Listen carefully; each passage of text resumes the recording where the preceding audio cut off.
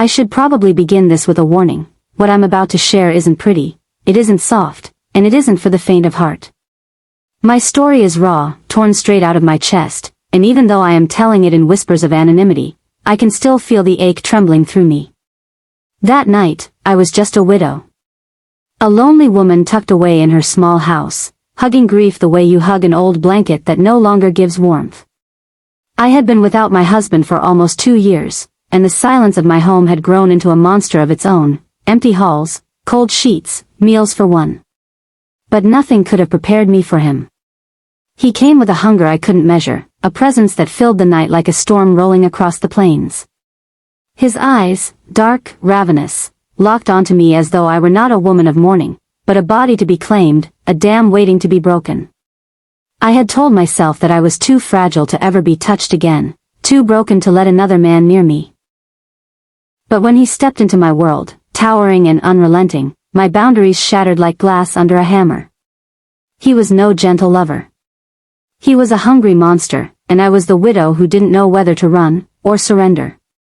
Before I take you further, let me pause here and say, if you're listening, if this story grips you the way my body was gripped that night, please subscribe to this channel, like this video, and share it.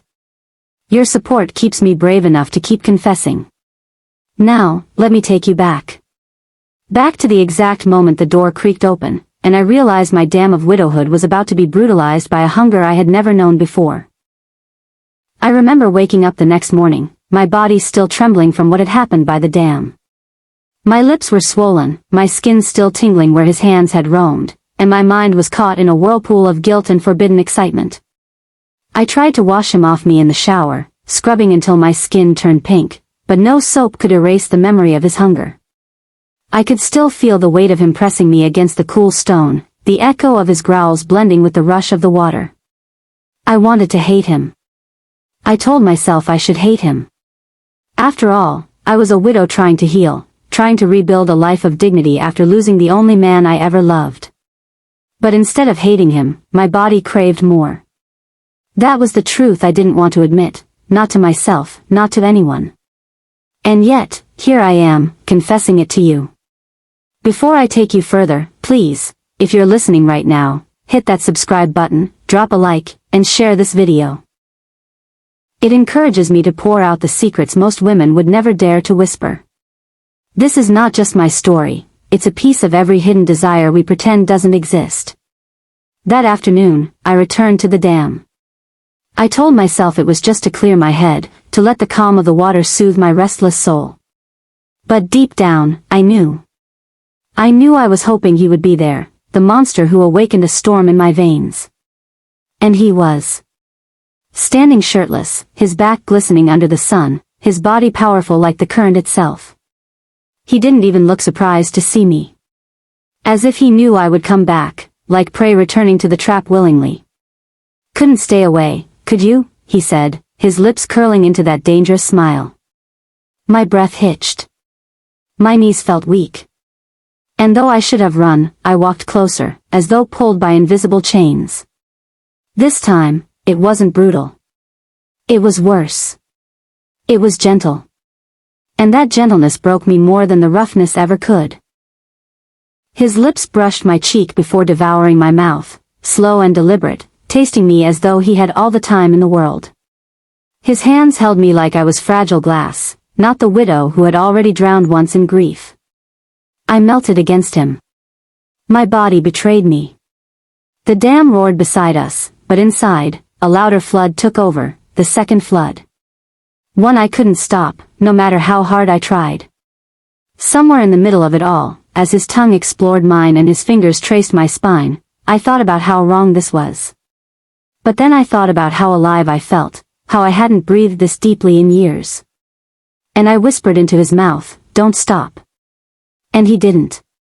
Broken heart fire. If this story grips you the way it gripped my body and soul, don't forget, subscribe, like, and share. What's coming in the next chapter will dive even deeper, into places darker and wilder than I ever thought I would go. The night was heavy with silence, broken only by the soft hiss of the old ceiling fan turning lazily above me. I sat on the edge of my bed, my body sore, my heart restless. I had sworn never to let loneliness eat me alive, but grief is like an ocean. It comes in waves, sometimes calm, sometimes crashing, always unpredictable. That was when he came again, the man who had already stormed my walls once, careless, ravenous, leaving me torn between shame and an ache I couldn't name. He carried the hunger of a monster, yes, but his eyes carried something more dangerous, the promise of filling the void inside me. His lips brushed my neck before I could push him away, and I melted despite myself.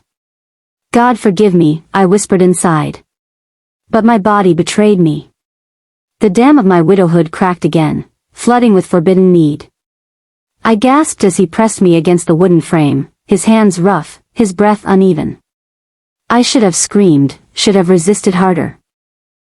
But instead I let him consume me, because each bite of pain was tangled with pleasure I couldn't deny. Say stop, he whispered, his voice raw. But I couldn't. I didn't. Somewhere in the middle of that reckless night, I reminded myself, if you're watching this, don't forget to like, share, and subscribe. Because my confession isn't just mine, it's the story of so many women who loved, lost, and still burned inside when they were supposed to be dead to desire. The widow in me cried. The woman in me moaned. And in that brutal dance, between his hunger and my weakness, I realized, I was no longer just a victim. I was a sinner carving my own hell, one embrace at a time. His lips once felt like a blessing, soft fire that made me forget my own name. But that night, I realized they weren't just lips anymore, they were weapons of hunger. He had grown obsessed with me, and I felt it in every move. The way his eyes followed me when I walked into a room, like a starving beast ready to pounce. The way his hands gripped me tighter, leaving marks not only on my skin but deep in my soul. Say you're mine, he growled, his voice heavy with a lust that frightened me. I wanted to answer, to calm him, but the truth got stuck in my throat. His need for me was no longer love, it was possession. I felt the widow's dam inside me, my last wall of restraint, my last fragile dignity, shatter under the weight of his monstrous desire. It wasn't passion anymore. It wasn't romance. It was brutal, raw, and merciless. And when it was over, regret dripped into my veins like poison. I wasn't just his secret anymore. I was his victim. Somewhere between his kisses and my lies, I had awakened a monster I could no longer control. Broken heart into my listeners, don't forget to like this video, subscribe, and share. Because stories like mine aren't just fiction, they're confessions. I still remember that night as if it were tattooed on the walls of my soul. My body may have survived, but my heart, oh, it was scarred beyond repair. He was hungry, desperate, a monster driven not just by lust but by a need to consume me entirely. And I was the widow, fragile, lonely, craving warmth but never expecting to be brutalized in such a way. It started like fire, but it ended like ashes. His hands were not gentle, his kisses were not tender. He devoured me like a storm tearing through a fragile dam, and I, foolishly, surrendered to that storm. My body ached, my soul wept, but in the moment, I convinced myself it was passion.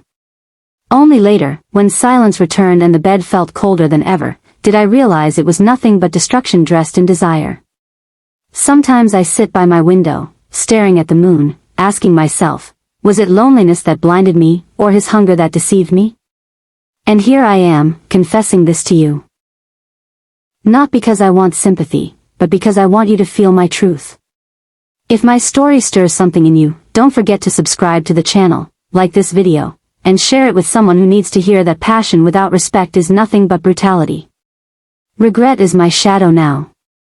Even though my husband never knew, even though the world will never see, I know. And that knowing, it eats me alive, more than the monster ever did.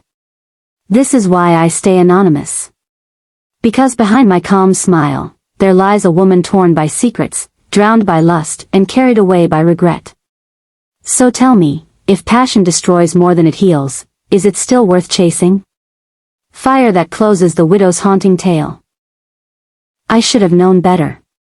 I should have walked away the very first night his lips found mine, the very first time his hands promised comfort but delivered hunger. I was a widow, fragile and lonely, and he came like fire to dry grass, raging, uncontrollable, consuming me until nothing of my calm remained.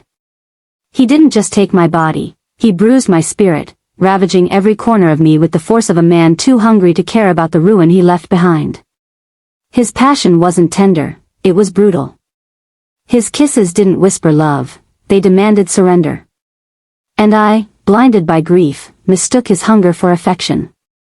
Now I sit in silence, my heart torn, my body aching with memories I can't erase. Desire pulled me in, regret now holds me prisoner.